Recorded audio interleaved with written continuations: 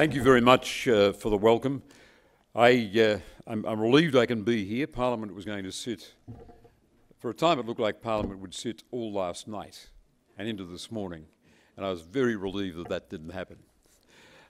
It's a great honour to be with you, and particularly since Australia has been very busy in engaging with Africa.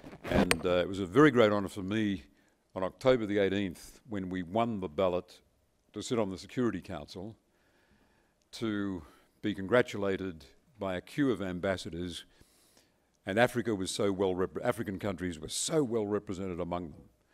I thought Australia must be doing some things right to be able to have this resonance in Africa.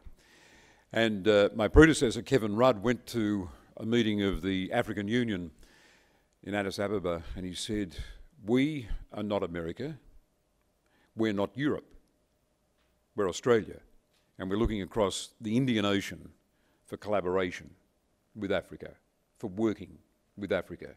And that's the spirit in which I'm here today, very pleased, very honoured to be able to open this conference and to launch the Australian International Food Security Centre.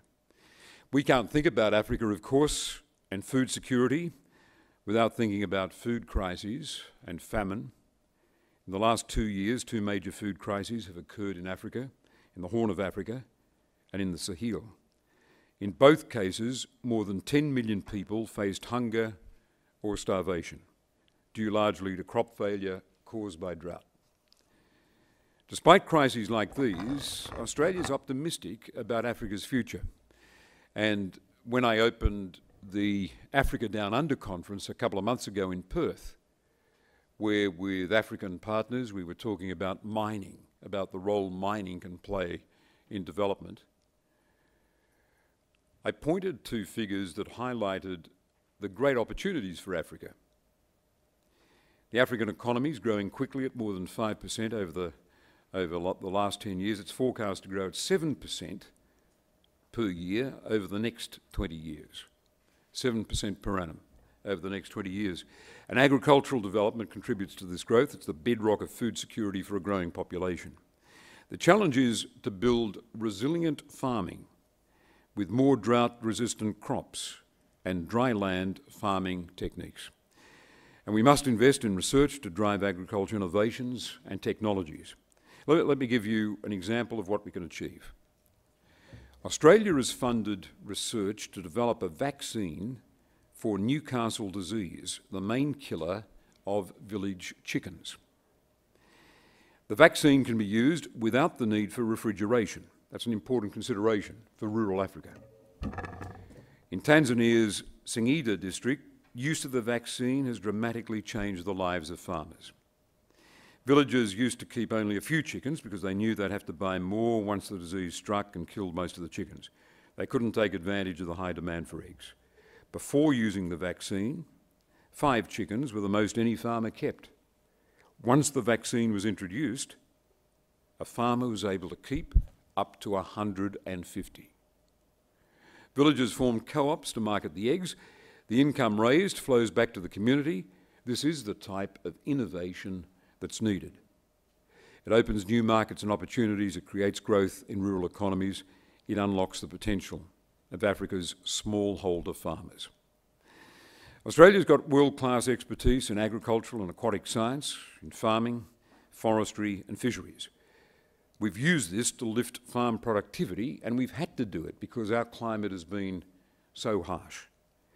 Our continent has many zones familiar to Africa: temperate, semi-arid, subtropical. And we know what it's like to deal with drought, with fires, with floods. So it's logical for Australia to work with Africa to lift food security by increasing farm productivity. That's why the government announced in October last year that we would establish the Australian International Food Security Centre. As part of the $500 million Australia's committed to African development. The centre's establishing a presence in Africa and last month opened a new office in Nairobi. It has so far initiated more than $14.3 million in projects across 10 African countries. One will help farmers plant the right trees on their maize farms. In a good year, these trees, one's called fertiliser tree, can double crop yields. In a bad year, they can provide the farmer with an alternative income source from the wood or foliage cut from fodder. The centre will also be involved in irrigation projects to make reliable water available for livestock and agriculture. It builds on Australian research that's already changing lives. From a woman farmer in Western Kenya participating in a project that's tripling the yields of her maize crop, to the poultry farmer in Tanzania opening a small business. Today I'm pleased to announce a new partnership with the Canadian government that will fund research into the links between agriculture and nutrition. Canada's International Development Research Centre and the Australian International Food Security Centre will each contribute $7.5 million to a grants fund. Under this partnership, grants will be offered to fund research activities in nutrition in East and Southern Africa. We want the research to look not just at the quantity of food produced, but the quality. This research will be used to address the high levels of stunting in children under 5 years and the undernutrition in expectant mothers. We also want to see research conducted into the nutritional and health needs of farmers and consumers. The partnership will also fund research into post-harvest losses from harvesting, transporting and packaging produce. The World Bank estimated that the annual value from post-harvest losses in sub-Saharan Africa to be $4 billion a year for grains alone. Research in this area will aim to reduce food losses through improved methods of storage, transportation, processing and packaging. And it will fund research into water use to examine the best ways to introduce small-scale irrigation into small farms to ensure increases in crop yield and sustainability. The partnership is also a demonstration that the new centre is bringing donors together to make our aid more effective. Partnership and coordination is essential to the success of the centre, and I'm pleased the conference has brought together African, Australian and international organisations and governments, and I'm pleased we've had all this input into the centre's 10-year strategy because we need to do this work together. So it's a great pleasure to open Food Security in Africa, Bridging Research and Practice, and to launch the Australian International Food Security Centre. I wish you a successful conference, but I want to conclude with a story about Australia and Africa's engagement. In my first weeks as Foreign Minister, I went to a Commonwealth conference in London. It was a spring day, and we were in a garden behind, I think, Lancaster House. And one of the African foreign ministers, the Foreign Minister of Tanzania, as it happened, came up and introduced himself to me. He said, "My name's Bernard Membe, and I was a great friend of your predecessors, Kevin Rudd." He said, "I want to tell you about something Australia's done that has helped our farmers." He said, "Where I live, there's a bridge built by Australia. Your High Commissioner initiated the project.